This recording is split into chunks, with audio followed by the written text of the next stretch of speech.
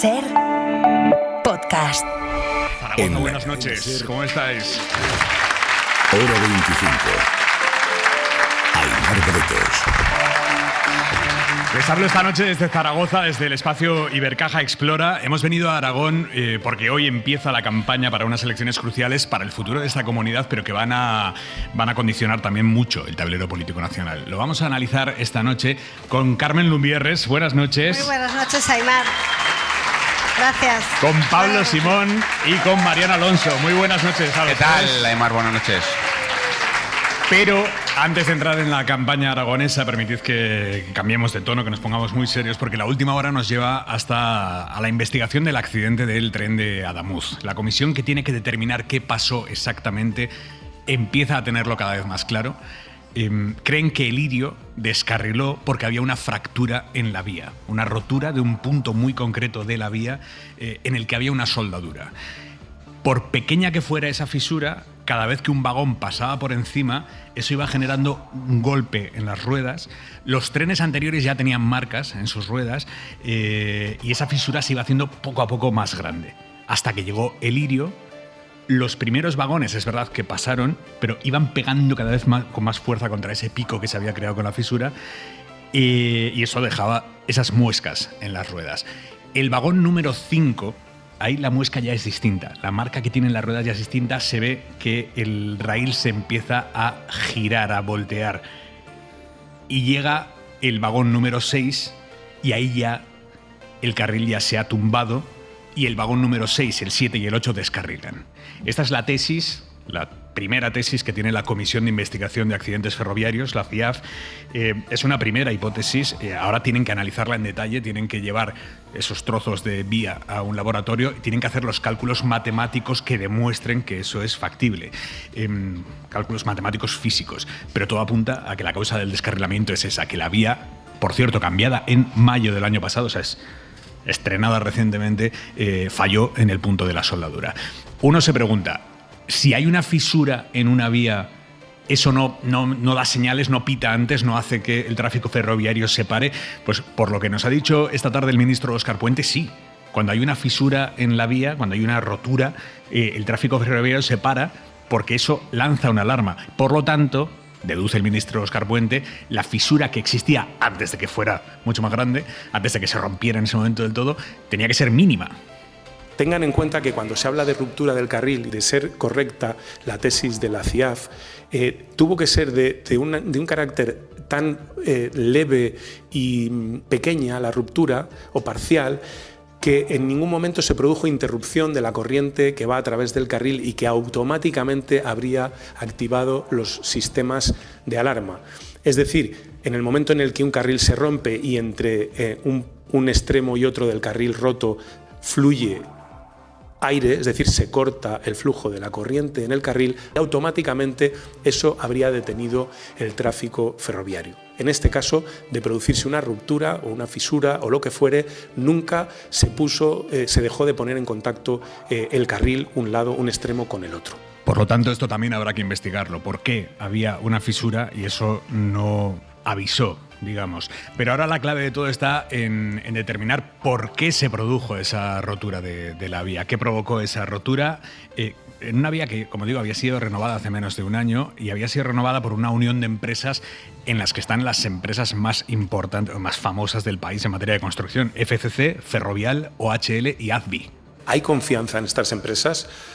Pues oiga, es la florinata de la obra pública española. Es decir, si no confiamos en la florinata de la obra pública española, pues no sé muy bien en quién se va a confiar. Sí, hay confianza en estas empresas, aquí y fuera de aquí, en España y fuera de España. ¿Qué es lo que se rompió?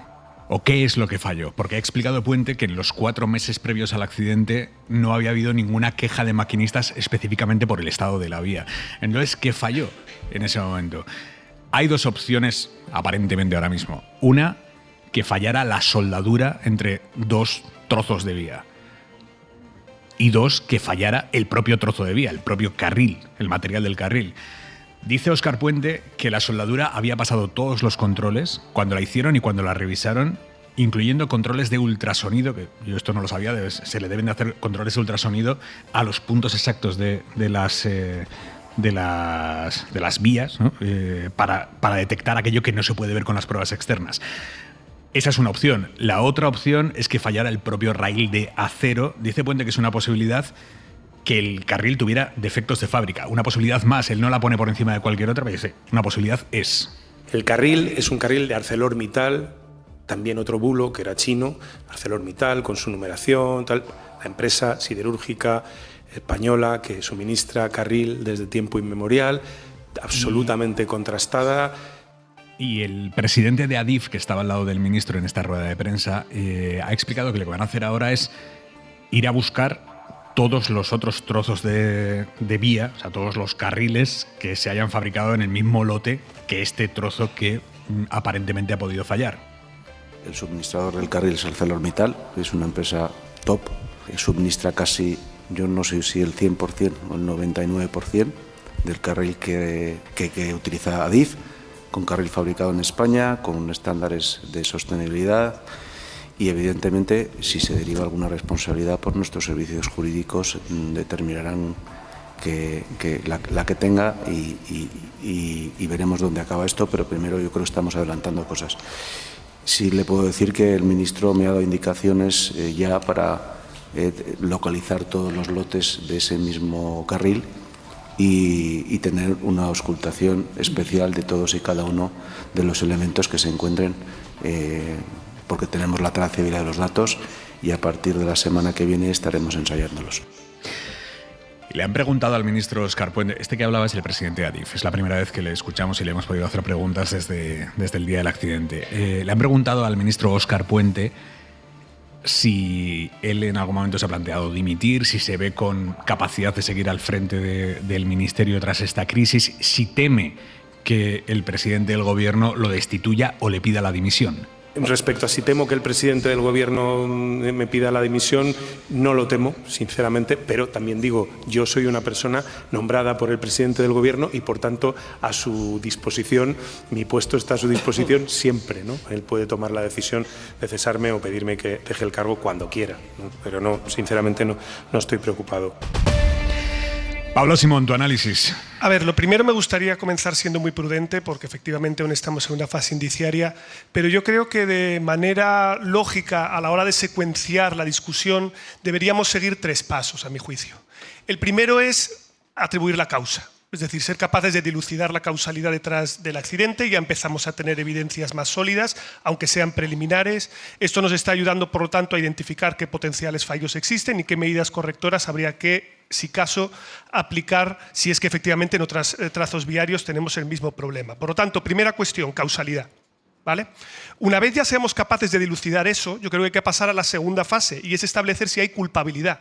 Es decir, ¿hay alguien que sea culpable, bien por acción, omisión, negligencia, de que nos hayamos encontrado con esta situación?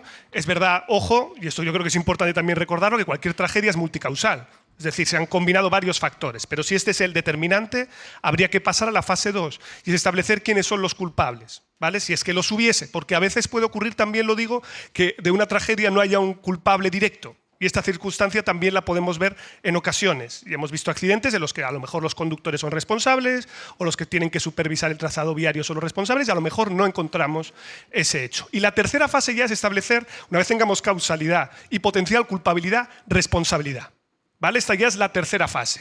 Y entonces ahí yo creo que tenemos que empezar a discutir a propósito del sistema ferroviario en su conjunto. Porque igual que sabemos que un ataque al corazón puede tener una causa determinante, puede haber factores de riesgo que lo hagan más probable. Eso también lo sabemos, como puede ser el colesterol. Pues aquí ocurre algo parecido. Ha ocurrido este accidente, pero puede haber factores que tengan que ver con el mantenimiento de nuestro trazado viario, la presión que soporta, etcétera, que es un elemento, yo creo, de discusión mucho más amplio, pero también pertinente aquí. Porque si sabemos que cada vez existe más presión sobre nuestro sistema ferroviario, más usuarios, más operadoras, y estamos...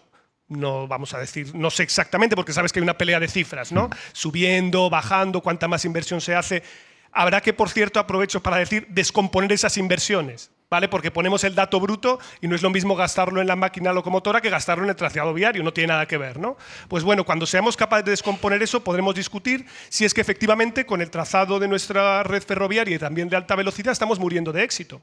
Es decir, a lo mejor tenemos un trazado tan estupendo en comparación con la de otros países, tan marca España, que no podemos mantenerlo porque hay un elemento que subyace también, que es mucho más vistoso políticamente inaugurar apeaderos de AVE que mantener el trazado. Le han hecho hoy al ministro Óscar Puente también muchas preguntas acerca de un tema del que se estaban quejando en las últimas horas algunos de los supervivientes del tren Albia. Sabéis que hay dos trenes, el Lirio, que es el que descarrila, y el Albia después es el que choca contra el Lirio y cae por un terraplén. Y algunos de los supervivientes del Albia se han quejado en los últimos días y más insistentemente en las últimas horas en que la atención sanitaria, los equipos de emergencia habían llegado tarde, o que habían tenido que esperar mucho tiempo allí en el frío tras el accidente hasta que llegaran los equipos de emergencia. Se había especulado en las últimas horas con si Renfe y Adif habían avisado a tiempo al 112. Bien, hoy en la SER hemos adelantado la llamada en la que Renfe le dice al 112 a las 8 en punto de la tarde, le dice ya que hay un segundo tren con heridos, que es el tren Albia. 8 de la tarde, esto es un cuarto de hora después del accidente, y habían pasado menos minutos desde que Renfe lo supiera. Guillermo Lerma, buenas noches. ¿Qué tal, Aimar? Buenas noches. Los registros de las conversaciones entre los distintos departamentos que se encargaron de gestionar la emergencia son claros. Renfe, Adif y el 112 tuvieron constancia de la existencia de dos trenes con personas heridas desde el inicio del operativo. Las primeras llamadas fueron las de los propios pasajeros al 112, que a las 19:47 activa a las urgencias de Adamuz e informa del accidente a la Guardia Civil de Córdoba. 3 minutos después, a las 19:50, es Adif quien pone también en marcha su propio protocolo para movilizar a los servicios sanitarios y de protección civil. Las comunicaciones van en varias direcciones, como demuestra la conversación que ha avanzado hoy la SER, en la que el 112 llama a Renfe para preguntar por la localización del tren Irio. Que es que nos decían que había descarrilado un tren de Irio y que había heridos y atrapados, pero no sabían decir dónde era. Vale, pues mira, lo único que tenemos nosotros ahora mismo es que ha descarrilado los cambios de entrada de la vía 1 de la estación de Adamuz. Es en esa comunicación en la que la trabajadora del operador ferroviario informa de que hay un segundo tren con heridos, el Albia. Hay un tren que circulaba en la vía contigua, que es el 2384, que también ha resultado afectado con heridos. Al ir a frenar, se supone, o lo que nos han dicho, ¿vale?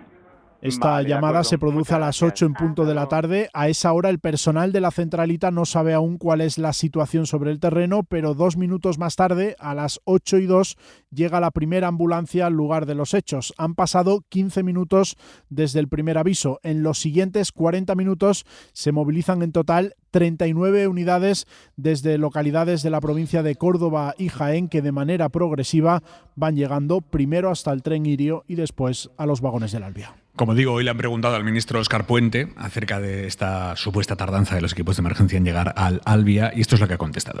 Cuando se dice tardaron más en llegar al Albia, piensen en los condicionantes. Cuando se llega allí, el primer tren con el que se topan es el Irio, en el que había heridos graves y fallecidos. Y es lógico que sus primeras miradas se dirigieran al Irio.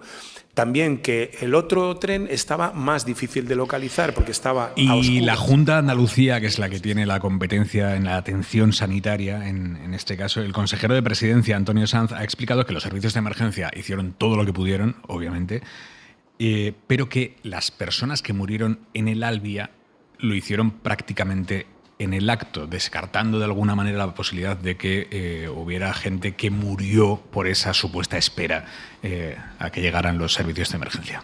Los dispositivos sanitarios, de emergencia, bomberos, seguridad del Estado, ha sido ejemplar. Por tanto, tengo que decir que en ese sentido los andaluces pueden estar tranquilos, que se ha hecho todo lo posible. Todas las autopsias, lamentablemente las 45, que ya se han terminado, dicen que los fallecidos murieron en el acto. Bueno, muchas cuestiones en el aire, muchas explicaciones que dar. El presidente del Gobierno ha anunciado hoy que va a comparecer por iniciativa propia en el Congreso de los Diputados para dar explicaciones por este accidente y la gestión. Todavía no hay fecha, pero Mariano Alonso nos confirman fuentes parlamentarias a la SER que podría ser en la segunda semana de febrero. Sí, bueno, realmente empezará el periodo de sesiones entonces. Es verdad que el presidente del Gobierno, digamos que se adelanta a la petición que ya le había hecho el Partido Popular.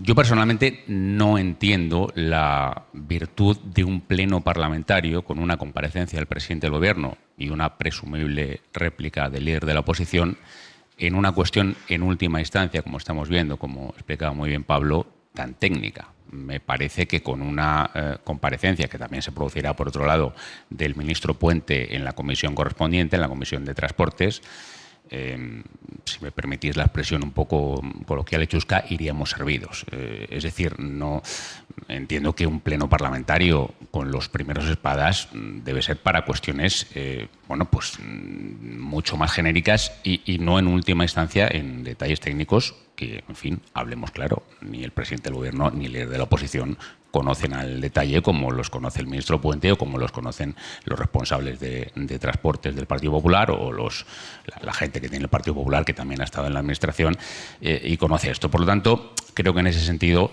la crisis se está yendo un poco de madre para entendernos. Por otro lado, no entiendo muy bien, por ejemplo, estamos hablando de cómo fue la asistencia de emergencias, la llegada de la Guardia Civil, etcétera. No entiendo por qué el ministro de Interior no puede comparecer de manera análoga a la que lo ha hecho el ministro Puente, o incluso conjuntamente, porque lo hizo ayer, pero es verdad que no contestó a las preguntas específicas sobre este retraso. Claro. Todos sabemos que el ministro Puente es un ministro con mucha impronta, con mucha personalidad, pero claro, da la impresión de que el Gobierno tendría que contestar, contextualizar, dar explicaciones de una manera un poco más integral. Esto afecta evidentemente en su mayor parte al Ministerio de Transportes, pero no solo. Interior tiene un papel muy importante y, de hecho, el propio ministro Marlaska estaba los primeros días en Adamuz, como también equiparablemente la Junta de Andalucía, pues evidentemente acabamos de escuchar al consejero Sanz. Y terminando, Aimar, yo creo que evidentemente, y me parece interesante lo que ha apuntado Pablo de la responsabilidad, cuando se ha hecho un AVE que tiene muchísimas virtudes y que es una de las joyas de la corona de España, se ha hecho una liberalización que en algunos casos se está discutiendo hasta qué punto los ritmos de esa liberalización han sido los pertinentes. Caray, encontrarse nada menos que con una vía rota, con todo lo preliminar que pueda ser la investigación de la CIAF, es un mazazo importante hoy sobrevenido a la tragedia, ¿no? Hoy Feijóo ha subido mucho el tono contra el Gobierno, ya sin matices. Dice que el Gobierno está colapsado y ha utilizado una metáfora, es una acusación tremenda. Ha dicho que el estado de las vías es reflejo del estado de la nación. No son hechos aislados. Es un síntoma general de que los servicios públicos esenciales que dependen del Gobierno no están funcionando. Es la evidencia de su colapso. El estado de las vías es el reflejo del estado de la nación. Habla de un miedo de la gente que va creciendo. El miedo nace con la tragedia, pero crece con la incertidumbre posterior que genera un gobierno dando bandazos. Acusa a Sánchez de estar escondido. Si en el momento que más sufre la nación, si siempre que el país tiene que afrontar una gran tragedia, si cada vez que crecen los interrogantes el presidente del gobierno desaparece, entonces ¿para qué está? Y ha unido en una misma frase el apagón y el accidente del tren. En 6 meses se han producido los 2 mayores fallos de los servicios públicos esenciales del Estado en nuestros 47 años de democracia. La caída total del sistema eléctrico y el accidente más grave en la alta velocidad española. Esto no es mala suerte, esto es mala política. Esto es una incapacidad patente de gestión. El accidente como supuesto resultado de la mala política, dice Feijóo. Lumbierres. Es que yo creo que con toda la gravedad que ha tenido el accidente, sin quitarle ni un gramo a la gravedad y esperando, como decían mis compañeros, a buscar primero la explicación y luego las responsabilidades, creo que el Partido Popular ha cambiado su discurso y ha pasado del principio de la legislatura de ser un Estado ilegítimo, del presidente soy yo he ganado, a mí no me dejáis gobernar, desde el apagón, cambiar el giro de su discurso y decir sois un gobierno ineficaz, ¿no? Sois un gobierno que no sabe gestionar los servicios públicos, sois un gobierno que no sabe gestionar las infraestructuras. Y este va a ser su discurso junto con el de la corrupción hasta que haya elecciones anticipadas. Y va subiendo cada vez un grado más. Yo creo que, porque todo funciona muy deprisa y se está esperando una reacción paralela a la desgracia de la Dana, ya tenemos otra desgracia que imputar al PSOE, ¿no? Estamos intentando correr por caminos paralelos en los partidos del bipartidismo a ver quién lo hace peor, a ver a quién le ha hecho la cara la responsabilidad y la culpa de la mala gestión, ¿no? O sea, creo que estamos intentando volver al y tú más en lugar de empezar con la unidad de acción que se empezó el día del accidente y que a mí me pareció un gramo de esperanza en este país, ¿no? Escuchar a Moreno Bonilla y al presidente Sánchez juntos en la rueda de prensa.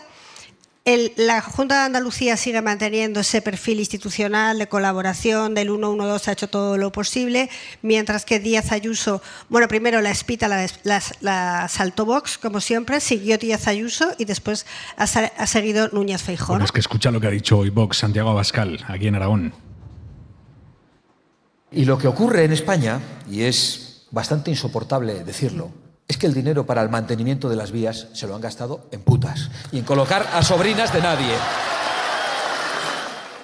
Claro, el PP tiene esto a su derecha y ahí tiene que buscar un mensaje que le impida que se le vaya mucha gente para ese lado. Claro, es que Vox empuja en este sentido del insulto, de mezclar, con perdón, que no me gusta utilizarlo, las putas, los ministros que están en la cárcel, la corrupción, la caída de la democracia, el impresionamiento de Pedro Sánchez. Le sigue Ayuso, que es la que más ha conseguido contener a Vox en su propia comunidad autónoma, y Núñez Feijóo está en este proceso electoral en el que ya estamos todos de camino en varias comunidades autónomas, una tras otra, en este terreno intermedio de no perder sus votantes, pero que no se le vayan todos a Vox al todo mal. Claro, el problema es que siempre lo decimos, pero cuando tienes el original, ¿para qué te vas a ir a la copia, ¿no? Que lo ideal sería que tuviéramos una oposición responsable que, por supuesto, encabezara la crítica a las responsabilidades de este accidente, que encabezara la crítica a lo que estábamos hablando antes, al proceso de liberalización, a cómo han sido las inversiones. Habría que recordar también que las inversiones en infraestructuras en este país bajaron mucho o bajaron ostensiblemente con la crisis del 2008, ¿no? Se recortó no solo en sanidad y en servicios sociales, sino se recortó en aquello que no se ve en un plazo corto para votar, aquello que no se ve a primera vista, que es la renovación de las infraestructuras. Y el transporte ferroviario sufrió muchísimo y se empezó a recuperar en el 2020, justo cuando entró la liberalización. Simón. A mí me parece interesante cómo se ha pegado un giro desde una perspectiva discursiva, a propósito de plantear que cuando un servicio público o una emergencia no es gestionada adecuadamente por los responsables políticos, quien no funciona no es el gobierno, sino el Estado en su conjunto. Y esto yo creo que es un discurso que arraiga a partir de la Dana, pero que posteriormente, con el tema del apagón y ahora también con esta tragedia que hemos vivido con la colisión del Irio y el Albia, en el fondo lo que termina es retroalimentando un discurso que, sumado a la idea de la corrupción, que es otro elemento fundamental, lo que termina es cebando de un lado la antipolítica, pero del otro también el discurso más claramente liberal, que es la idea de ¿para qué pago impuestos yo si luego el Estado no me lo retorna a mí en términos de servicios públicos, términos de prestaciones? Y tanto la idea de la ineficacia como la idea de la corrupción son dos elementos que amalgamados son letales para la hegemonía discursiva que tradicionalmente en España ha tenido la izquierda. Porque generalmente los españoles, y esto es algo que nos sorprendía, ¿no?, cuando mirábamos encuestas de los 2000, pues los votantes de PP y de PSOE estaban a niveles parecidos de satisfacción, tanto en impuestos como en servicios públicos. Y lo que estamos viendo ahora en el debate público es una polarización brutal. Es decir, los discursos libertarios anti-Estado tienen una capacidad de penetración enorme, lo está capitalizando sobre todo Vox, y aunque el Partido Popular intenta triangular, no le sale, porque no deja de ser visto al fin y al cabo como un partido también del establishment y también gestor de servicios, porque al final lo que más conviene en este contexto a Vox es que tanto PP como PSOE son responsables. Ambos partidos son corruptos, el Estado no funciona, ergo, sálvese quien pueda. De todas formas, Pablo, yo creo que estamos viendo también los efectos del populismo extendido a troche y moche y desde hace bastantes años. Digo esto, tú decías que, claro, se suma a esto la corrupción. Evidentemente, que en el Ministerio de Transportes ha habido corrupción, pues es una evidencia que nadie puede negar. Que eso tenga una mínima vinculación con la tragedia de esta semana es altamente improbable y creo que soy suave con el juicio. Pero es que, lo recordamos todos, hace más de una década, uno de los puntos fuertes de los discursos que llenaron muchas plazas en España y en el mundo, que tenían otros aspectos respetables, venía a decir que la crisis económica se produjo por casos de corrupción, que el colapso del sistema financiero internacional a raíz de la caída de Lehman Brothers, que la mayor crisis del capitalismo en un siglo era culpa de la corrupción, que existía pero, y Mariano, que era muy denunciable. ¿Pero qué salida ideológica se le daba? Sí. Justamente la contraria. Eso es. Pública. Es decir, nos han robado banqueros y empresarios. Sí, pero la base, me admitirás, que era fácticamente igual de endeble. Es que el péndulo, no tenía nada que ver, insisto, el colapso del sistema financiero internacional con los casos de corrupción.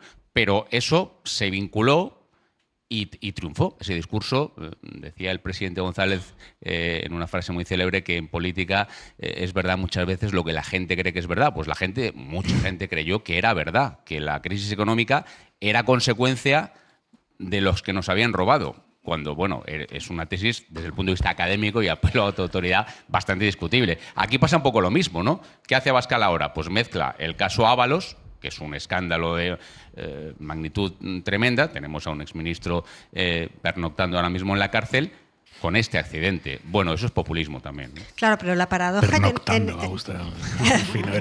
La paradoja, yo estoy con Pablo, en que los mismos que critican, que dicen que no hay que pagar impuestos, que eso es una cosa que, como él decía, no había esta polarización hace 20 años en este país entre unos y otros. Todo el mundo creía que había que pagar impuestos en mayor o menor medida. Aquellos que están defendiendo que no hay que pagar impuestos, que el Estado tiene que ser mínimo, que no tiene que haber pensiones, que el dinero tiene que estar en el bolsillo de los españoles, están diciendo que han hecho ustedes con la inversión en infraestructuras. Pues si ustedes son los que quieren un Estado mínimo, ¿cómo al mismo tiempo están criticando que no haya el mantenimiento de la infraestructura? ¿Tenéis alguna duda de que si hace un mes o dos hubiera habido una limitación de la velocidad en el AVE? Hubieran dicho que cómo han regulado, por favor, que no hay libertad en este país, ¿no? Me has contestado antes de que yo lo planteé. Por vuestro olfato político, Mariano, Simón Lumbierres, ¿hacia dónde creéis que va a ir girando esta crisis, esta distribución de responsabilidades por esta crisis? Yo creo que el Partido Popular debería haber centrado más la crítica, haberla focalizado más en el ministro de Transportes. Yo creo que el ministro de Transportes tuvo una intervención muy desafortunada el domingo por la noche, cuando él mismo alentó la conspiranoia diciendo aquello de que esto es muy extraño, y lo repitió 15 veces, y que, sin embargo, y vuelvo al argumento de antes, tirando por elevación, convirtiendo esto en un asunto de pleno parlamentario con el presidente del Gobierno, quizá ha perdido una buena oportunidad de poner incluso en valor. Es verdad que el Partido Popular ha trabajado mucho el tema de transportes, el ministro Puente es uno de los ministros más reprobados, y es verdad que hay una cierta trazabilidad de lo que el Partido Popular ha ido preguntando sobre gestión en infraestructuras, inversión, avisos de defectos en la vía ferroviaria, etcétera, etcétera. Yo creo que el ministro Puente, aunque se le alaba su estrategia comunicativa de crisis, creo que hubiera estado mejor que probablemente hablara menos y cuando tuviera más conocimiento de la situación, porque lo que dijo el domingo por la noche de estamos ante una causa inédita y desconocida en España, en ese tono además un poco altanero, a mí me pareció el primer día, el tono en el que hoy estaba intentando dar explicaciones cuando... Parece ser que todo indica, según la comisión de investigación, que el daño no está en los trenes, sino en la infraestructura de Adif. Yo he visto al presidente, no lo he visto, he oído al presidente de Adif en un tono muy preocupado. Y yo creo que si alguien cae primero, entendérmelo de caer, va a ser el presidente de Adif. Y desde luego al ministro Puentes, que se le tiene muchas ganas desde la oposición por el talante que ha tenido siempre, ¿no? Entonces van a pedir su cabeza rápidamente. Veremos si Pedro Sánchez quiere mantener mucho la legislatura. Yo creo que de eso dependerá que el ministro caiga suba o continúe en el puesto. Sí, yo concuerdo con la idea de que la temperatura va a ir subiendo de manera natural a medida que vayamos hablando de responsabilidades. Es evidente que Óscar Puente va a ser la principal pieza a batir y también tiene que ver precisamente con su carácter de ministro claramente político y me atrevería a decir portavoz en redes del gobierno, que es casi un cargo oficioso que desempeña, y esto va a ir desde luego increciendo. No sabemos qué implicaciones va a tener a posteriori, pero desde luego va a ser un elemento que va a intentar explotar la oposición como desgaste, más allá de la información que legítimamente pide en sede parlamentaria y el control que tiene que hacerle al gobierno, que por supuesto va de suyo. Son las 10:30 de la noche, las 9:30 en Canarias. Tenemos dos noticias de la crónica internacional muy relevantes. La primera, Delcy Rodríguez ha reconocido que Estados Unidos le dio 15 minutos después de capturar a Maduro para cumplir sus órdenes o la matarían, eso dice. Josema Jiménez, buenas noches. Buenas noches. Sí, se trata de un vídeo filtrado, hecho en una reunión en principio privada con otros dirigentes chavistas una semana después de la captura de Nicolás Maduro. En un momento de esa reunión, la presidenta encargada de Venezuela, Delcy Rodríguez, se conecta a través de la plataforma Zoom y dice haber sido amenazada de muerte por Estados Unidos. Para que ustedes lo sepan, las amenazas vinieron desde el primer minuto que ellos secuestraron al presidente. Nos dieron a Diosdado, a Jorge y a mí 15 minutos para responder, si no nos iban a matar. Y frente a la información que nos habían dicho que los habían asesinado, no que estaban secuestrados, nosotros dijimos, estamos listos a correr la misma suerte. Y se lo digo, esa afirmación la mantenemos al día de hoy, porque las amenazas son permanentes, los chantajes son permanentes. En el vídeo filtrado, la presidenta de Venezuela justifica su alianza con Estados Unidos apelando a la prudencia estratégica y recordando que de lo contrario el chavismo habría perdido el poder. Se oye decir a Delcy que le duele, que tiene el corazón amarrado por asumir responsabilidades en esta coyuntura. Ya ayer, Aymar, el periódico británico The Guardian, desvelaba que Delcy y su hermano Jorge, el presidente de la Asamblea Venezolana, un día antes de la operación garantizó a Trump su cooperación una vez que cayera Nicolás Maduro, aunque es verdad que el gobierno venezolano lo ha negado y lo ha calificado de fake news. Delcy, que era vicepresidenta con Maduro, juró como presidenta solo 2 días después de la captura del expresidente venezolano. Gracias, Josema. Y la segunda noticia de la crónica internacional es que la chulería y el desprecio con el que Trump está tratando a todo el mundo se le empieza a poner en contra, porque se lo ha llevado ya a cotas increíbles. En las últimas horas, en una entrevista, ha llegado a mofarse de los soldados de la OTAN que combatieron con Estados Unidos en Afganistán. Dice que se mantuvieron lejos del frente, en la retaguardia, y lo dice ahí como con coña, y que eso demuestra que Estados Unidos no necesita militarmente a sus socios. Claro, ha salido Reino Unido, que fue el principal socio de Estados Unidos en aquello, Reino Unido que perdió más de 400 soldados en ese frente al que dice Trump que no fueron, y ha salido el primer ministro británico a decir que lo de Trump es un insulto. Laura Bermejo, buenas noches. Buenas noches, sí, así ha calificado Starmer, el primer ministro británico, las palabras de Trump como insultantes y francamente horribles, y dice Starmer que no le extraña que hayan causado tanto dolor a los familiares de esos soldados y en general a todo el Reino Unido, porque la indignación allí con Trump por este tema es enorme. Fue el jueves cuando en una entrevista en la Fox Trump puso en duda que los aliados de la OTAN vayan a acudir en ayuda de Estados Unidos si alguna vez lo reclaman, y dijo: nunca los hemos necesitado, dirán que enviaron algunas tropas a Afganistán y lo hicieron, pero se mantuvieron un poco atrás, un poco alejadas de las líneas del frente, decía. Claro, 457 soldados británicos murieron en ese país cuando el Reino Unido apoyó la invasión estadounidense de Afganistán tras los atentados del 11S. Y ahora estas palabras de Trump han prendido la llama allí, entre los familiares, los veteranos y a nivel político. No solo el gobierno laborista dice que Trump se ha equivocado, también lo dice la líder del Partido Conservador y ha exigido respeto para el sacrificio de los soldados británicos. Laura, gracias. Gracias. Y tenemos una noticia en las carreteras. La DGT acaba de levantar la prohibición de circular a camiones en el centro y noroeste peninsular. Sabían ustedes que durante el día habían estado prohibidos. Eso había generado un embolsamiento brutal de camiones. Todo esto por la borrasca, por la nieve. Se acaba de levantar esa prohibición. Isabel Villar. Sí, la DGT levanta las restricciones aprobadas por la mañana a la circulación de camiones en carreteras de Asturias y Castilla y León. Entre otros, se ha levantado la prohibición de circular para vehículos pesados en la autovía 6 entre Villalba Villalba y Benavente, entre las ciudades de Ávila y Salamanca, en la AP66, entre Asturias y León. En fin, tienen el listado completo de las carreteras reabiertas para los camiones en cadenaser.com. Como decías, esta decisión de la DGT de prohibir la circulación de camiones ha provocado que más de 1.000 de estos vehículos permanezcan embolsados durante todo el día, particularmente en Castilla y León. Ahora podrán volver a circular, aunque la DGT avisa de que podría volver a restringir la circulación si la situación empeora. Ahora mismo, informan desde la Dirección General de Tráfico, hay un centenar de carreteras afectadas por la nieve, 16 de ellas de la red principal. Información de servicio en hora 25.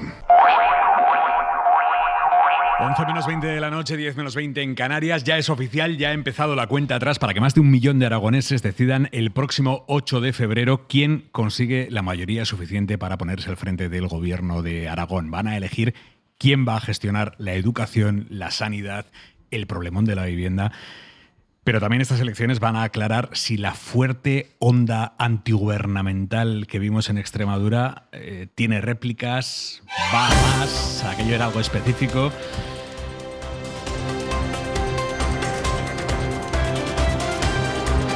De momento lo que tenemos sobre la mesa es la encuesta de 40DB que publicamos hoy en la serie El País. Eva Pérez Sorribes, buenas noches. ¿Qué tal? Buenas noches. Directora de contenidos de la cadena SER en Aragón. Vamos a dibujar el mapa que plantea esa encuesta, Eva. Pues si el objetivo de estas elecciones, Aimar, era para el Partido Popular evitar a Vox, podemos decir que lo va a tener bastante difícil. Jorge Azcón va a revalidar su triunfo, sí, pero solo añadiría un diputado más, o sea, 29 respecto a los anteriores comicios. Le quedarían 5, fíjate, para esa mayoría absoluta que ansía, y este sondeo no se los da tampoco a otras posibles parejas de baile, como por ejemplo Aragón Existe, que se queda en 2 o 3 diputados, o el Partido Aragonés, tradicional, histórico partido bisagra en esta comunidad que podría incluso desaparecer del Parlamento Autónomo. Segunda fuerza, el Partido Socialista de Pilar Alegría sufre o sufriría un importante descenso. Obtendría 19 escaños frente a los 23 actuales. Rozaría el mínimo histórico de los socialistas en unas elecciones autonómicas.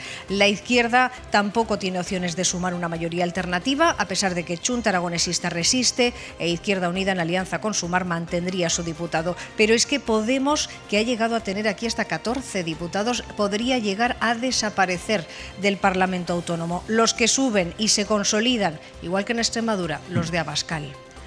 Así que Vox casi doblaría sus 7 diputados actuales con 13. Imagínate qué foto queda, muy complicada para la izquierda. Ni sumando todos los partidos, 23 diputados alcanzarían los 29 del Partido Popular en solitario. Gracias, Eva. Vamos a bajar el foco dentro de esa foto. Jorge Azcón, que se ve ya ganador, tiene como gran reto no tener que depender de Vox. Ana García Cortés, buenas noches. ¿Qué tal? Buenas noches. Exactamente, sacando pecho de su gestión de estos 2 años, ha empezado Jorge Azcón esta campaña. Llega con el objetivo de revalidar el cargo. Parece que será así, según las encuestas, pero no tendrá la suficiente holgura como para no depender de Vox, formación que ha condicionado esta breve legislatura y ha sido sin duda su piedra en el zapato. En estos primeros compases de campaña se nota y no poco que tiene la mirada puesta en Extremadura para evitar que la foto de Aragón sea la misma. Por eso esta mañana Azcón ha optado por marcar distancias y ni siquiera mencionar a sus exsocios, porque no hay mejor desprecio que no hacer aprecio. Y nosotros confrontamos con el Partido Socialista. Esas encuestas solamente dicen que presidente de la comunidad autónoma puedo seguir siendo yo. Hay otras formaciones políticas a las que siempre vamos a respetar, pero son otras formaciones políticas que no van a tener la posibilidad de tener la presidencia del gobierno. Y de escenario la vivienda. El candidato Azcón ha elegido hoy de telón de fondo el esqueleto de una obra de futuros pisos para jóvenes, todavía esqueletos a medio construir en un barrio popular del sur de Zaragoza, en Valdespartera. Un actual raso, con el cierzo de Zaragoza soplando helador, por cierto, y tambaleando los carteles. Menos mal que el presidente ha sido puntual, incluso 10 minutos antes ha llegado a su cita con los medios. Nada habitual, por cierto. Se nota que estamos en campaña. ¿Es muy tardón o qué, Jorge Azcón? Bastante. Sí, no, vale.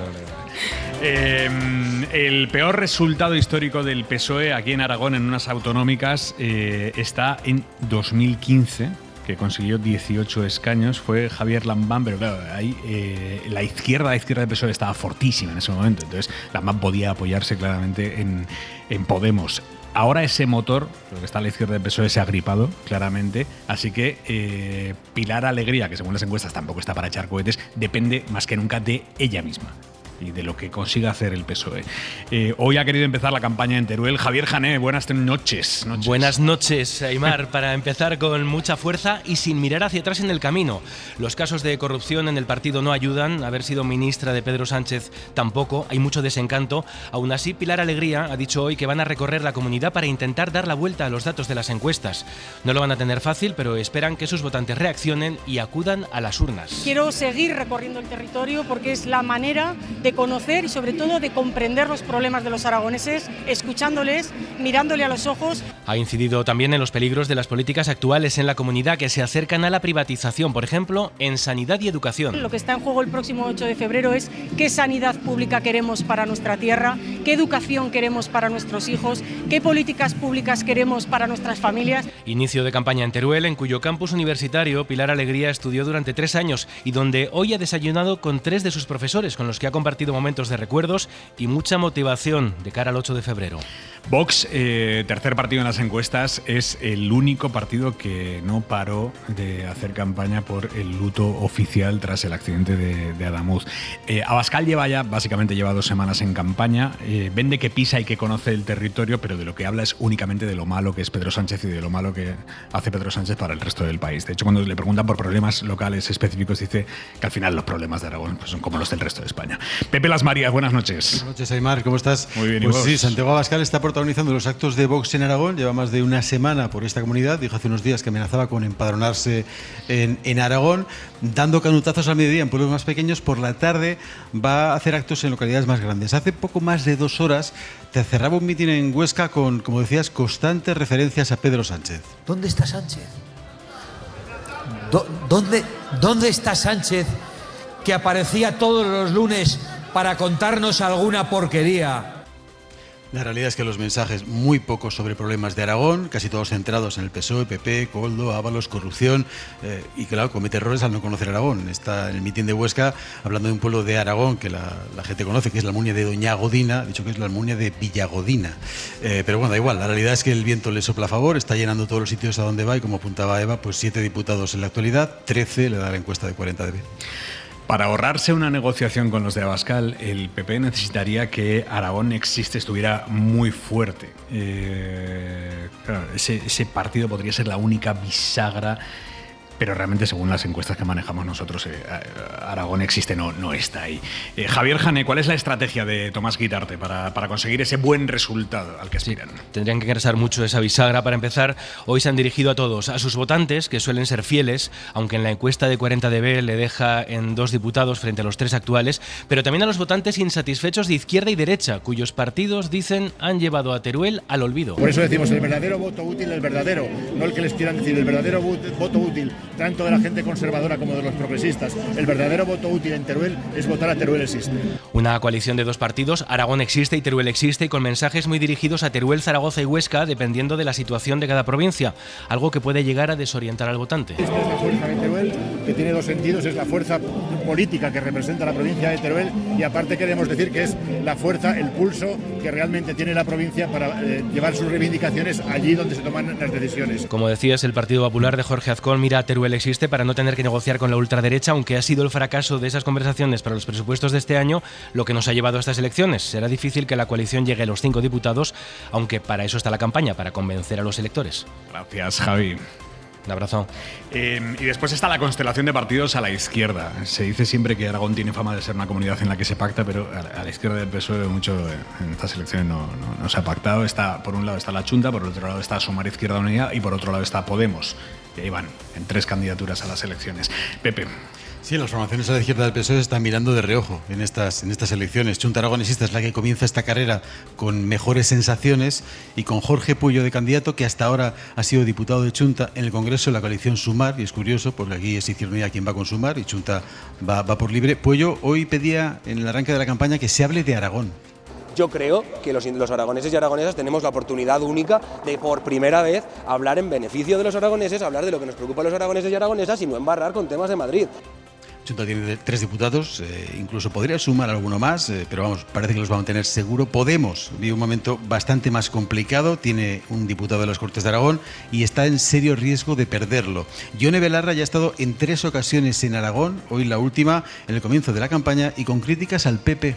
en estos años de gobierno del señor Azcón Quirón. Tienen un plan ultra para regalarle Aragón a las empresas privadas, para regalarle la sanidad pública a la empresa Quirón.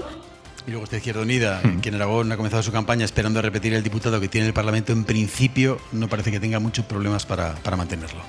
Pepe, mil gracias, buenas noches. Gracias.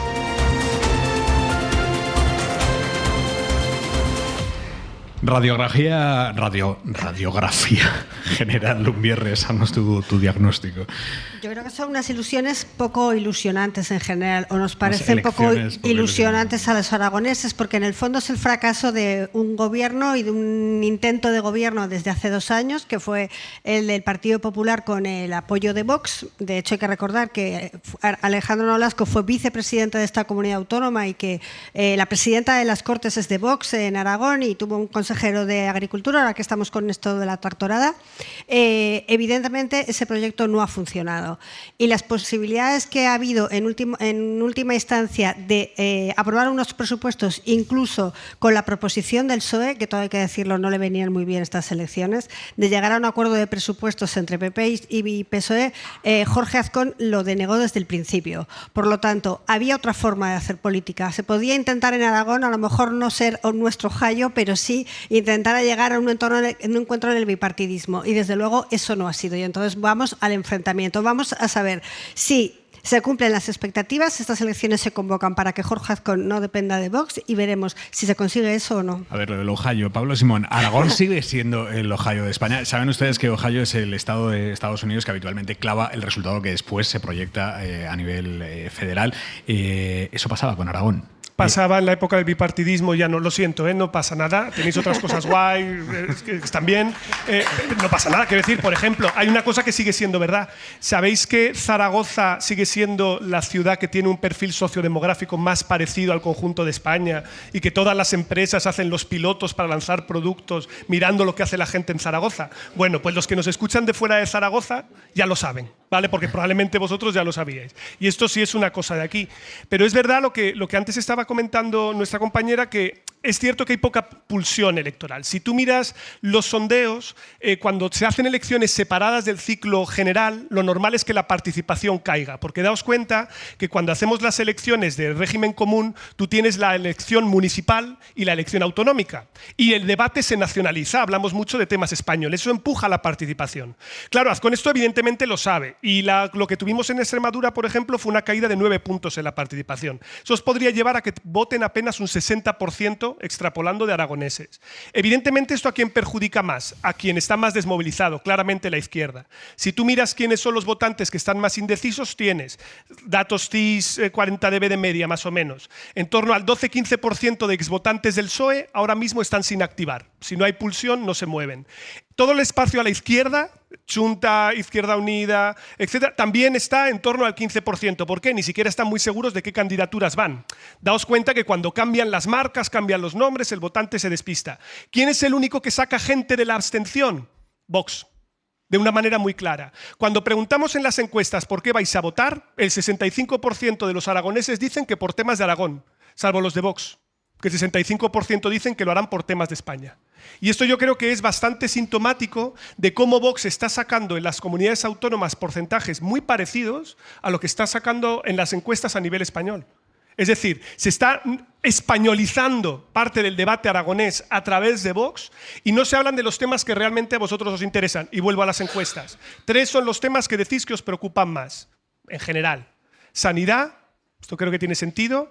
Antes que sanidad, vivienda. Y hay un tema que os preocupa. También tiene bastante sentido. Bastante sentido. España despoblada. La despoblación sigue siendo un tema que aquí en Aragón tiene importancia y se discute de manera más específica en esta comunidad respecto a otras. O sea que luego, si quieres, ya podemos hablar de transferencias para dejar la oportunidad de que hablen el resto de compañeros, pero desde luego mucho pulso electoral no se vislumbra en el horizonte. Mariano. Yo creo que hay otro factor, Pablo, además. Tú lo has enfocado desde el punto de vista del votante, que cuando coinciden 2 urnas, las municipales y las autonómicas, como tradicionalmente ha ocurrido aquí en Aragón y en Extremadura, es decir, estamos experimentando un terreno nuevo, es verdad que desde el punto de vista del votante se nacionaliza mucho el debate, se agita más todo porque hay 2 convocatorias, Pero desde el punto de vista orgánico, desde el punto de vista de los partidos, es también muy importante, porque los partidos políticos, sobre todo los grandes partidos, están muy construidos en España de abajo hacia arriba y empiezan en el ámbito municipal. Y si en el, hablando claro, si en el PP y en el PSOE, los que tienen el poder municipal no movilizan, y hombre, se supone que los alcaldes socialistas de Aragón y los alcaldes populares de Aragón se supone que se movilizarán, se supone como el valor en los militares, pero todos sabemos que no tienen ese incentivo de movilizarse por lo suyo propio. Esto es algo de lo que no se suele hablar mucho, pero que todo el mundo en los partidos políticos te reconoce a uno y otro lado, que es un factor bastante clave y que puede estar pesando, que pesó en Extremadura y que podría pesar, creo yo, también aquí en el próximo 8 de febrero. Es que las campañas electorales, como muy bien sabe Pablo, sirven o para activar, que es el caso de que sigan votando los votantes fieles, eso es lo que va a pasar con Vox, evidentemente, o para convertir, para que se conviertan los votos a otro partido político. Eso en Aragón solo parece que va a pasar en los partidos pequeños en número, quiero decir, no en valor, o sea, Chunta, Izquierda Unida, Podemos, y Aragón existe, Teruel existe y PAR. Y las campañas sirven para movilizar, y ahí lo tiene que jugar todo el PSOE, porque si no consigue movilizar su electorado y lo consigue movilizar en dos de los temas que 40dB ha dicho que son fundamentales para los aragoneses, como es sanidad y servicios públicos, en especial educación. Recordar que ayer tuvimos aquí una manifestación de miles de ciudadanos en Zaragoza capital, en Independencia. Si no consigue movilizar eso...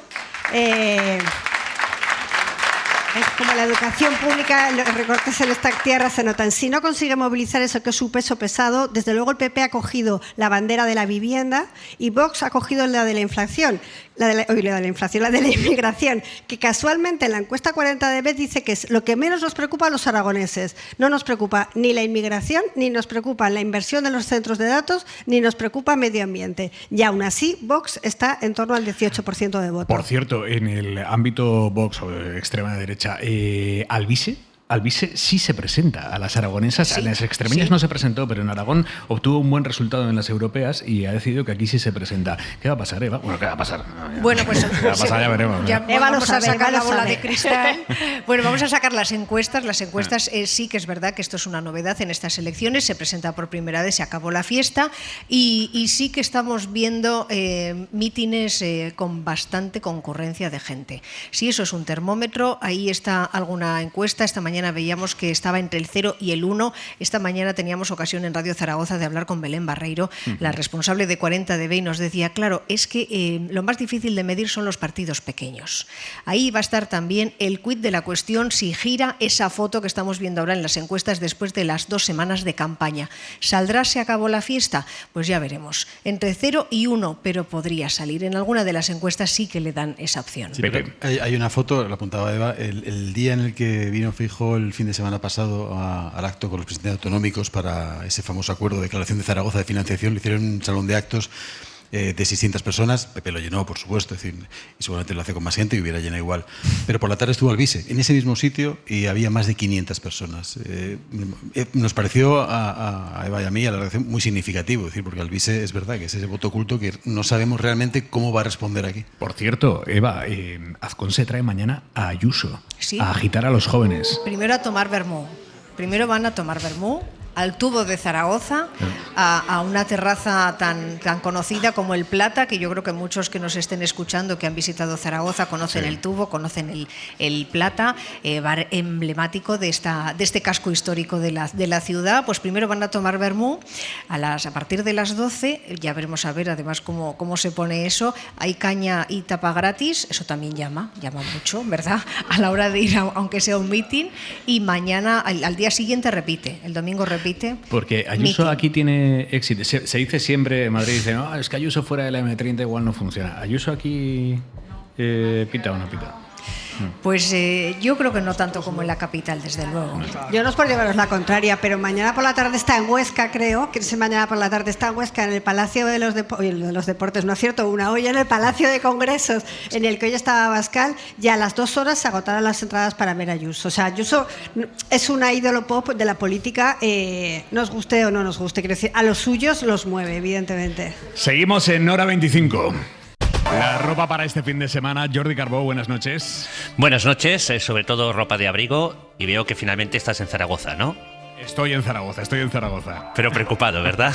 Por la vuelta de mañana. Es que Carbó antes me ha acojonado, me ha dicho que mañana vamos a tener nieve en las vías. Y digo, a ver. ¿Sabes qué pasa? Que va a ser sobre todo de madrugada. Y yo creo que la limpieza de las vías va a ser más que eficiente. De hecho, ahora mismo está nevando en prácticamente toda la provincia de Segovia, Burgos, Soria. En breve lo hará en la Comunidad de Madrid, en la misma ciudad de Madrid. Ahora está lloviendo con 3-4 grados. Va a bajar un par de grados más las próximas horas, por eso llegará a nevar. Y más tarde esta nevada ya afectará toda la provincia de Teruel, sur de Zaragoza y Huesca. Durante la mañana y también el mediodía, la nieve afectará sobre todo Castilla-La Mancha y Cataluña a partir de unos 400 metros, pero hay que destacar algo de esta situación, que son nevadas que duran poco, de manera que acumulan poco espesor y después van seguidas de tiempo soleado. Por eso, precaución en carretera durante todo el fin de semana por la posibilidad de placas de hielo, pero en realidad el tiempo será tan loco como el que hemos tenido los últimos días. Sol, después nubes con chubascos y sobre todo mucha atención al viento, que continuará soplando con mucha fuerza y además alterando mucho el estado de la mar en el Atlántico y el Cantábrico. Hasta mañana, hasta el lunes, Carbó. Y buena suerte. Gracias. Un aplauso para Carbó. Un aplauso para el gran Jordi Carbó. Pablo Simón, ¿se juega Pedro Sánchez mucho más en estas elecciones que en las extremeñas? No tengo la impresión de que se juegue más necesariamente. Es verdad que uno de los parapetos que había construido el Partido Socialista para justificar sus malos resultados en Extremadura era justamente el perfil del candidato. Eso es verdad.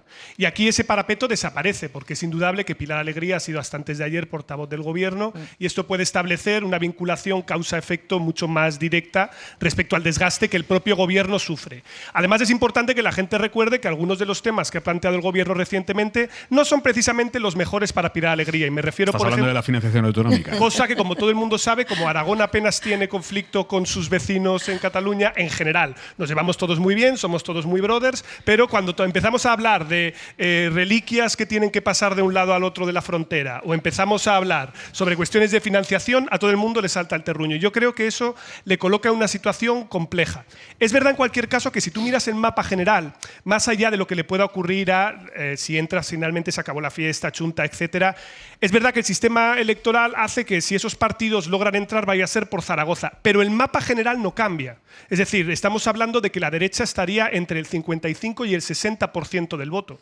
Y eso sigue demostrando una vez más que el ciclo nacional empuja en esa dirección, porque la izquierda se desmoviliza, lo que sale de la abstención se va con Vox y hay un flujo de en torno, según la última encuesta del CIS, en torno al 10% de votantes socialistas que se van hacia el PP. Es decir, hay como un corrimiento general hacia la derecha y un votante de izquierdas que probablemente es carne de abstención.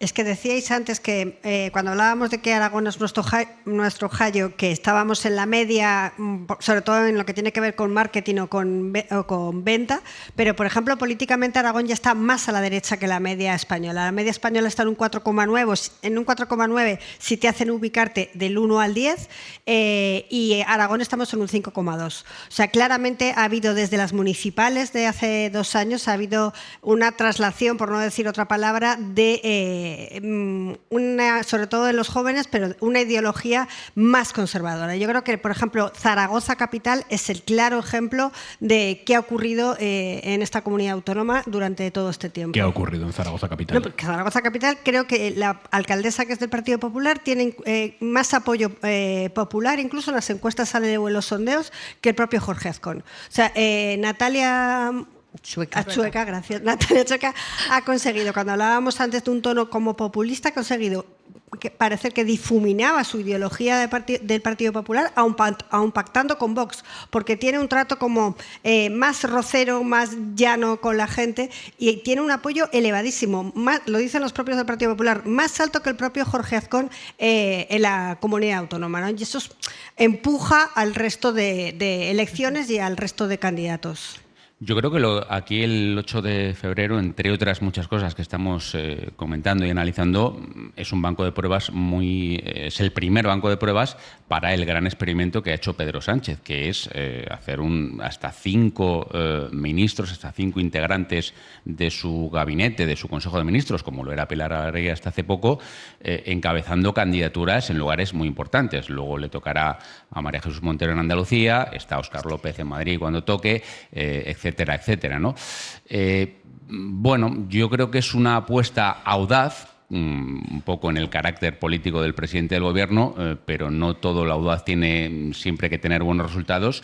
Y, desde luego, el primero de esos resultados quizá pueda condicionar incluso el debate interno en el Partido Socialista sobre si es o no una buena idea que alguien que ha estado en un Consejo de Ministros, que, por ejemplo, cierra, como lo estáis comentando, un acuerdo de financiación con Cataluña, tenga luego que jugarse las habichuelas en un territorio, incluso como este vecino con Cataluña. Claro, Lumbierres, ayúdame a entender. El votante socialdemócrata de Aragón hasta ahora había votado y había hecho presidente al socialista más antisanchista de toda España, que era Javier Lambán, y ahora va a tener que votar a la portavoz de Pedro Sánchez. Ay, amigo, de estos barros vienen estos lodos, diría yo, para resumir. Quiero decir, gran parte de lo que... El votante socialista aragonés, ¿dónde está en ese sentido?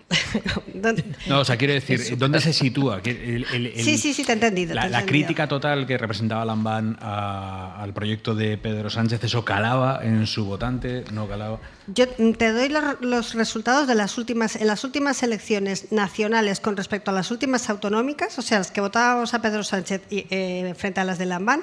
El PSOE sacó 3,5 puntos más que Javier Lambán en Aragón. Yo creo que un error del PSOE es intentar oscurecer a Pedro Sánchez, porque Pedro Sánchez es la mayor virtud y el mayor defecto del Partido Popular. Es el mayor carre de arrastre del Partido Socialista. Es el mayor arrastre que tiene el Partido Socialista en general en toda España. Lo que ocurre que la confrontación, por ejemplo, con Cataluña, de la que estabais hablando antes, aquí viene ya desde el PSOE anterior. O sea, Javier Lambán hizo bandera durante, sobre todo su último mandato, de un enfrentamiento radical con Cataluña. Recuerdo cuando estuvimos en Jaca con Hora 25, con aquellas posibles Olimpiadas que se quedaron frustradas y se quedaron en nada por un no entendimiento entre Cataluña y Aragón, y ahí el presidente Lambán tuvo mucho que ver. Y de esta situación, por ejemplo, en la que Javier Lambán también era apoyaba el toreo como una de las grandes fiestas nacionales, la Constitución, no quiero decir yo que Pedro Sánchez no lo apoye. O sea, todo esto de lo que luego ha tirado Jorge Azcón venía de antes. De hecho, al principio de la legislatura, algunas personas decían que era difícil encontrar las diferencias entre un Jorge Azcón inicial al último de Javier Lambán. Más allá de la clave estrictamente política, hay temas que generan mucho interés en estas elecciones y uno de ellos es las inversiones, el dinero. El debate no va tanto por el lado de la falta de inversiones, sino de qué inversiones quiere Aragón. O sea, Aragón en este momento se está planteando qué dinero quiere recibir o cuál le interesa más recibir que se instale aquí con sus empresas. Eva, cuéntanos. Pues fíjate, dicen que el dinero no tiene ni patria ni bandera, pero aquí tenemos de todo. 75.000 millones de euros en inversiones se han anunciado hasta ahora. Esto, para que os hagáis una idea, supera todo el PIB de Aragón, que no alcanza los 50.000. ¿Y de qué y de dónde son esas inversiones? Bueno, pues aquí la radiografía es multisectorial: logística, agroalimentación, automóvil, tecnología y, sobre todo, muy internacional. Como nos hagan elegir en Aragón entre Estados Unidos y China, vamos a tener un problema. Porque si no, escuchad lo que decía hace unos meses Yao Jing, el embajador de China en España. Podríamos decir que Aragón y Zaragoza se ha convertido en un lugar muy importante para las inversiones bilaterales en China y España. Bandera china hay ya en Figueruelas, aquí al lado de Zaragoza, donde se está levantando, por ejemplo, la fábrica de baterías eléctricas de KTL. Se ensamblarán también los vehículos de otra China, de Lim Motor, más de 4.100 millones de euros de inversión, 4.000 empleos y, sobre todo, el futuro para todo el sector. Pero es que Estados Unidos firma, Aymar, las inversiones más millonarias y tecnológicas. Solo Amazon, 15.000 millones, Microsoft, 10.000, Blackstone, 7.000. Todas están levantando centros de datos. Más de 47.000 7.000 millones de ese global que os decía, de 75.000, responden a estas enormes granjas de servidores, una treintena en total, que van a acabar consumiendo, según los cálculos, tanta energía como Cataluña entera. Ya hablábamos antes de Cataluña. La mitad de lo que produce ahora todo Aragón. Aquí y en el empleo o el agua también, lo que consume de agua, de energía, hay cara, cruz, controversia. Esta semana un estudio de la Fundación Basilio Paraíso de aquí de Zaragoza advertía también del reto mayúsculo de conseguir en los próximos 3 años, que es cuando se levantarán estas inversiones, 35.000 trabajadores para sacarlas adelante en este rincón que estamos, que sigue siendo la España vacía. María Jesús Lorente, buenas noches. Muy buenas noches. Es presidenta de CEPIME en Aragón y es también consejera del Consejo Económico y Social de Aragón. Estas grandes inversiones a ustedes, las pequeñas y medianas empresas, ¿cómo les afectan? Bueno, yo en principio creo que efectivamente en este momento en Aragón estamos viviendo un hecho histórico. Para que nos hagamos una idea, los presupuestos, si se hubieran aprobado este año, serían 9.000 millones.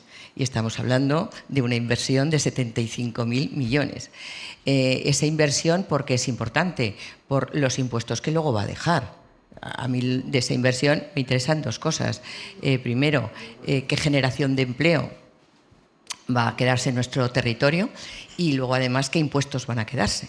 No nos olvidemos que son las empresas con los impuestos, con el IVA, con el IRPF y con el impuesto de sociedades quienes llenan más del 85% de los presupuestos generales. Para Aragón estamos hablando de algo así como unos 876.000 millones de euros. Entonces, o sea, quiero decir que bienvenido. O sea, la alfombra roja, bienvenida. Pero nosotros, perdón, le decimos siempre al presidente Azcón y al embajador japonés y a Microsoft y a Amazon que también tiene que poner la alfombra verde. Que eso es lo que nos preocupa. La alfombra verde. Por la huella ecológica que dejan esas inversiones. Por CEPIME. Nosotros somos verdes. Nuestro color es verde. Aquí pensando en el medio ambiente. Que también. Nosotros siempre pensando en la pequeña y mediana empresa. Entonces, las grandes, estupendo, que vengan, pero que vengan y que nosotros, las pequeñas, por eso decía lo de la alfombra verde, las pequeñas, porque las pequeñas es importantísimo que se mimen y que tengamos esa alfombra verde, porque somos quienes vertebramos, cohesionamos y sostenemos el territorio. Y a ustedes, por ejemplo, esta competencia con las grandes empresas en cuanto a la búsqueda de trabajadores, porque es verdad que Aragón no tiene un gran problema de desempleo. No tenemos. En este momento en Aragón hay 48.000 parados. Podríamos decir con nombres y apellidos quiénes son.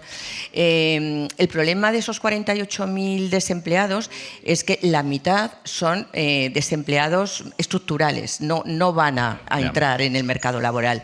De la otra mitad es la que las organizaciones empresariales, de la mano de los resto de agentes sociales, en este caso comisiones y UGT, estamos con el Gobierno de Aragón para recalificar a esos trabajadores, porque han entrado en desempleo con unas cualificaciones, con unas actitudes y unas aptitudes que ahora el mercado laboral no es el que demanda, pero no son suficientes.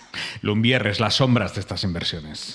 Yo creo que hay alguien que te dirá mejor las sombras que yo, pero las sombras evidentemente, aparte de las medioambientales, que esas son reconocidas en todos los sitios, ¿no? Si vamos a gastar más energía de la que realmente tenemos, ¿de dónde vamos a sacar la energía? Lo estaba diciendo antes Eva. Si tenemos un proyecto para tener todos esos nuevos habitantes que se supone que vamos a tener, si todas las inversiones prometidas llegan, sería la primera cuestión, ¿no? Todavía hay algunas que son promesas abiertas.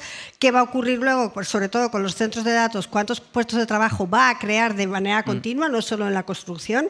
Y luego tenemos la llegada de los trabajadores chinos en la gigafactoría, que es una gran apuesta productiva en la que están todas las administraciones, en las que realmente hay que construir vivienda para todas estas personas que llegan, hay que mejorar los servicios sociales para todas las personas, para las que estamos aquí y para las que van a venir. Tenemos este problemón de la vivienda y también tenemos un problema de infraestructura. O sea, hay que adaptar a un país, a una comunidad autónoma que va a ser otra. Y no sé si tenemos este proyecto a largo plazo hecho. Lorente, ¿entiende esos temores?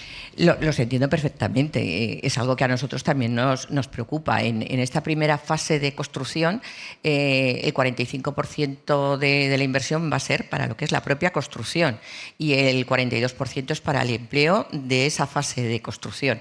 Luego ya estamos hablando de que hay otro tipo de... Y luego esa gente se va a la calle. Y luego esa gente pues irá a otro sitio a seguir construyendo y a seguir trabajando en otro sitio.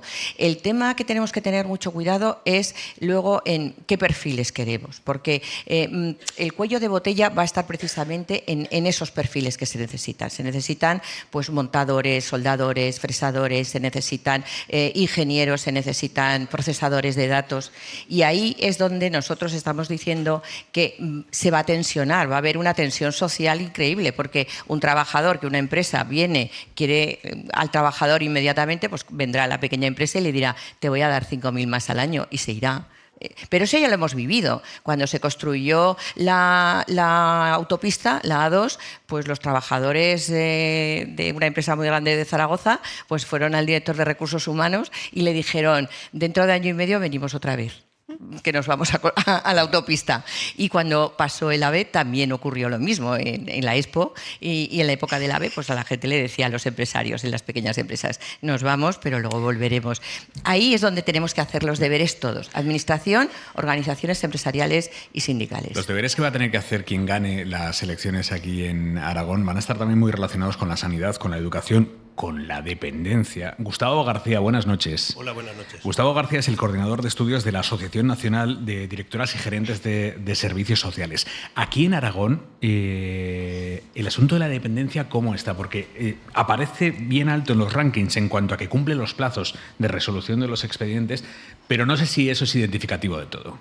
Bueno, a mí no me gusta separar mucho los temas económicos de los temas sociales. Sabes que me gusta vincularlos porque no hay una barrera que los diferencie, ¿no?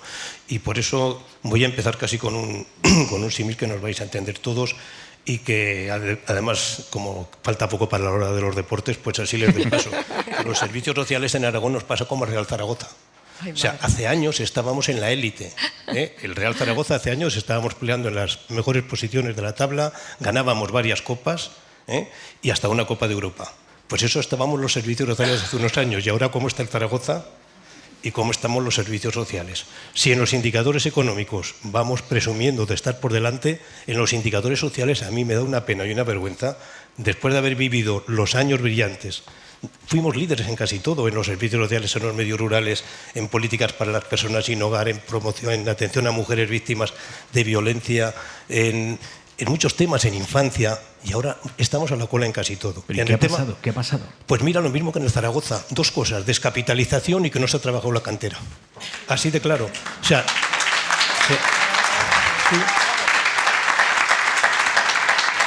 mira, se ha dejado de invertir. Por ejemplo, cuando se puso en marcha el ingreso mínimo vital en el año 20, en 2020, en plena pandemia, Aragón dedicaba a las rentas mínimas de inserción 47,5 millones. El año pasado, 1,5 millones. No, el año pasado 3, el anterior 1,5. Es decir, 45,5 millones desaparecieron. Fueron otras políticas a las que fuera.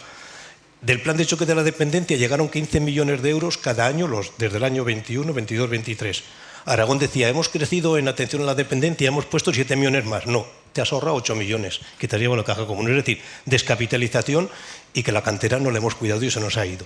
Entonces, en el tema de la dependencia, además que me decías, adelante. Es verdad, cuando el gobierno de Aragón da cifras de que somos de los que más rápido resolvemos y que menos lista de espera tenemos, es parte de la verdad. Es decir, somos una de las 4 comunidades que resolvemos en plazo. En 180 días hay que resolver. Aquí resolvemos en 141. Bueno, eso está muy bien. Resolver, disculpe, resolver es desde el momento en el que alguien pide hasta que se le concede, hasta que se le reconoce si tiene derecho o no. Sí. Entonces, son 141 días. La media en España son 340 y tantos días. O sea, casi un año, ¿no? Solamente País Vasco, Castilla y León están por delante de nosotros y la otra Castilla-La Mancha cumple el plazo como nosotros, las demás no. Eso es verdad. También es bueno. En lista de espera estamos en una posición media. Tenemos 7.000 y pico personas en lista de espera, tenemos un 7% de lista de espera. Fallecieron más de 700 personas el año pasado con derecho reconocido en Aragón, sin que se le diera la atención a la dependencia. Eso es verdad. Es decir, no estamos mal en comparación con el resto. Pero, sin embargo, repartimos miseria, son servicios low cost. Somos la comunidad que menos intensidad de horas de ayuda a domicilio damos a las personas en situación de dependencia. La que menos, con datos oficiales. A un gran dependiente que necesita cuidados continuados para todo, continuamente, los 365 días, le damos 47 horas de ayuda a domicilio al mes. Al gran dependiente, la media en España tampoco es para tirar cohetes, pero son 65. Quiero decir, a una persona le dices que hora y media diaria y que se queda un gran dependiente en casa. A veces cuando hablamos de conciliación pensamos en el cuidado de los niños y niñas, por lo menos eso da muchas satisfacciones, pero el cuidado de una persona gran dependiente todo el día, aquí no hay conciliación, casi siempre además para las mujeres os va a tocar, o sea, es que te hunden, o sea, no solamente tu hora, tu tiempo, sino tu estado emocional, es que es duro que alguien al que quieres y le cuidas continuamente, a veces te mire y te diga, ¿y tú quién eres? Eso te rompe, cosa que un niño te da una sonrisa y por lo menos... Bueno, pues eso yo creo que deberíamos de cuidarlo. Y luego hay un tema que quiero poner sobre la mesa. O sea, bueno, ya digo que en todo, en prestaciones económicas a las familias somos de los más bajos, en cuantías, en todo. Pero hay un tema que a mí me duele, me preocupa y raya en la crueldad, que es el tema de las personas mayores. Mira, hablabas de la despoblación. ¿Hay algo más cruel que a un hombre o una mujer que ha vivido 85, 90 años en su pueblo, en esa aldea del Sobrarbe o del Bajo Aragón, después de 85 o 90 años de vivir en su pueblo, cuando necesita ser cuidado, que le digan que se tiene que ir de su pueblo y salir del pueblo, le has matado? Es cruel. Eso es cruel. ¿Y por qué se hace eso?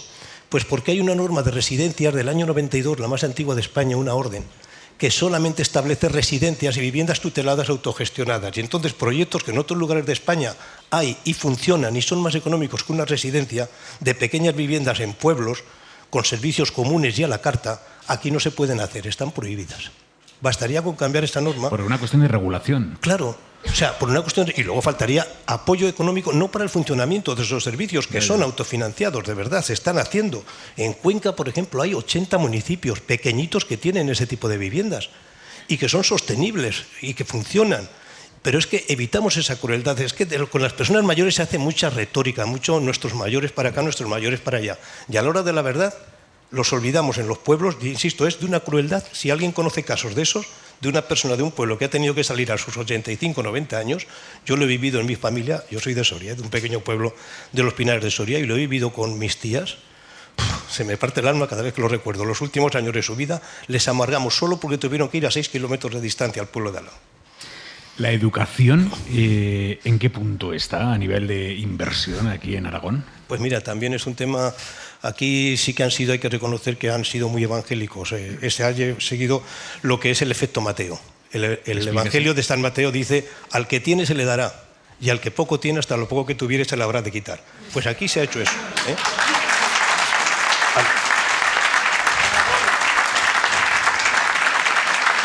Al que tiene, a la educación concertada, se le han dado 20 millones de euros para enseñanza no obligatoria, para bachillerato y para la preescolar.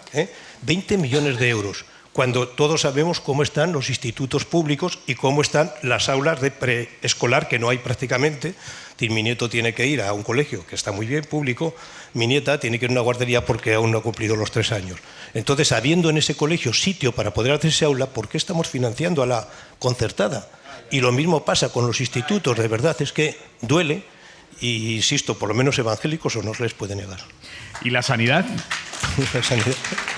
Pues mira, la sanidad es la política mejor tratada en el gobierno de Aragón, no en este y en los anteriores. De las políticas de gasto, no solo es la que más gasto tiene, eso yo creo que en todas las comunidades, sino que también es la que más ha crecido, o sea, estamos en el ranking, en la parte más alta, tanto en inversión por habitante como en porcentaje del gasto del gobierno en sanidad. A pesar de eso, las listas de espera, si os acordáis, en las anteriores elecciones Azcón fue muy duro con el tema de las listas de espera, ¿os acordáis? Pero era uno de sus caballos de batalla. Bueno, pues ahí siguen, las habrán reducido mucho, poco, pero ahí siguen y bastante.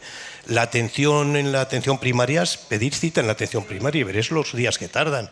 Y como eso podíamos seguir con un montón de temas. Ahora, insisto, es la política mejor tratada, no de este gobierno, de los gobiernos en Aragón.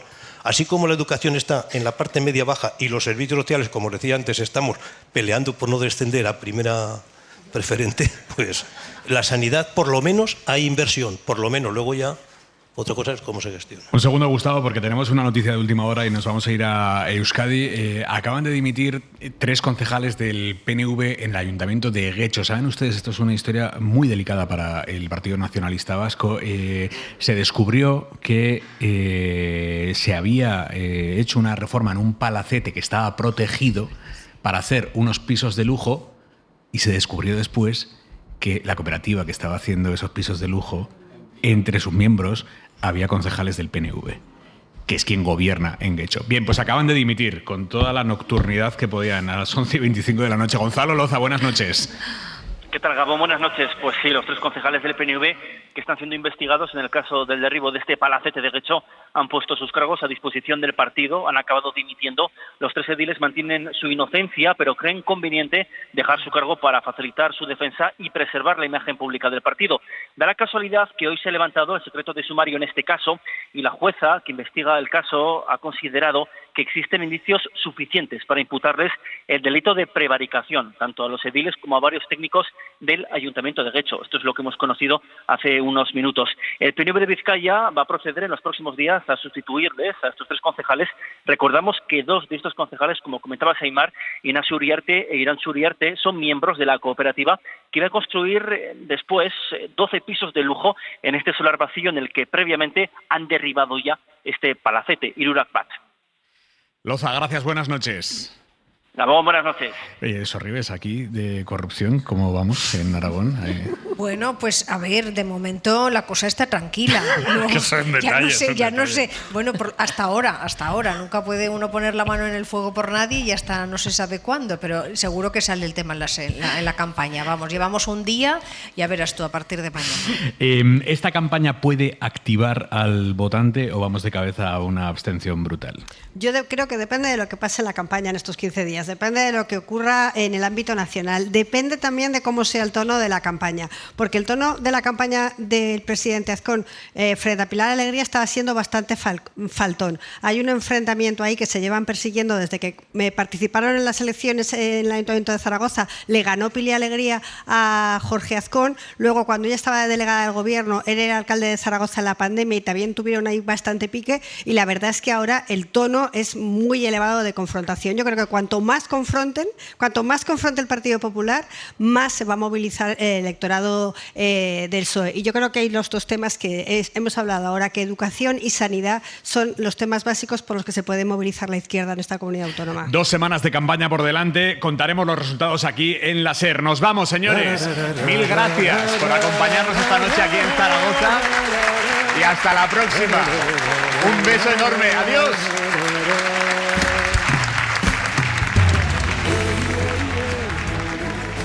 Para no perderte ningún episodio, síguenos en la aplicación o la web de la SER, Podium Podcast o tu plataforma de audio favorita.